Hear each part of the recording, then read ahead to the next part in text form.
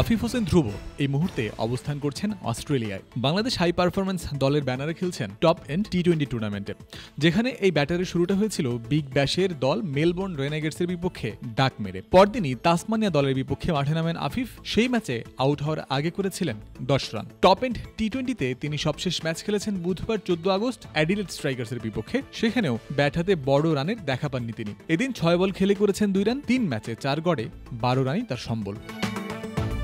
চলমান এই টুর্নামেন্টের গ্রুপ পর্বে আরও 3টি ম্যাচ খেলবে বাংলাদেশ এইচপি দল। তবে এখনো পর্যন্ত খেলা 3 ম্যাচে আফিফের পারফরম্যান্সকে বলা যায় ব্যর্থতার প্রতিচ্ছবি। প্রতিটি ম্যাচেই তাকে নামানো হয়েছিল 4 নম্বরের মতো গুরুত্বপূর্ণ ব্যাটিং পজিশনে, কিন্তু দায়িত্ব নিতে ব্যর্থ হয়েছেন অভিজ্ঞ এই ক্রিকেটার।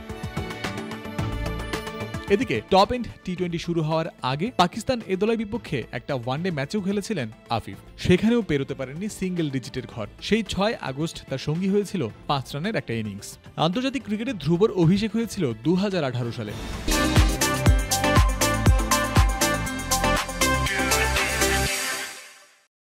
সবশেষ ন্যাশনাল টিমের জার্সিতে খেলেছেন 2023 সালের ডিসেম্বর মাসে নিউজিল্যান্ডের বিপক্ষে। আন্তর্জাতিক ক্রিকেটে ওয়ানডে ও টি-20 মিলিয়ে আফিফ খেলেছেন কাঁটায় কাঁটায় 100টি ম্যাচ। টি-20তে বাংলাদেশের হয়ে টানা সবচেয়ে বেশি ম্যাচ খেলার রেকর্ডও তার দখলে। কিন্তু এতগুলো ম্যাচ খেলার পরেও ন্যাশনাল টিমের হয়ে আফিফের সাফল্যের মাত্রা প্রত্যাশা পূরণ করতে পারেননি। ফলশ্রুতিতে 2023 সাল থেকেই ন্যাশনাল টিমে অনিয়মিত হয়ে পড়েন তিনি।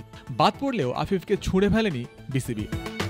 কখনো এইচপি, কখনো বাংলা টাইগার্সের কিংবা এ দলের ব্যানারে তাকে যথেষ্ট সুযোগ দিয়ে চলেছে ক্রিকেট বোর্ড। কিন্তু আফিফ কি সেই সুযোগ দুহাত ভরে গ্রহণ বা সদ্ব্যবহার করতে পারছেন? অন্তত তার সাম্প্রতিক পারফরমেন্সের ভিত্তিতে বলা যায় এই ক্ষেত্রে পিছিয়ে পড়ছেন তিনি। এইচপির যে দলটা এই মুহূর্তে ডারউইনে রয়েছে, সেই দলের মধ্যে বিনা বিচারে সবচেয়ে অভিজ্ঞ ক্রিকেটার আফিফই। সবার থেকে বেশি ম্যাচ খেলা এই ক্রিকেটার ব্যাটিংয়ে সেই ছাপ রাখতে পারছেন না। এভাবে চলতে থাকলে জাতীয় দলে তার ফেরার বিষয়টা অবাস্তব সম্ভাবনা হিসেবেই থেকে যেতে পারে। জয়ন্ত বিন্দু, ক্রিক ফ্রেন্সি।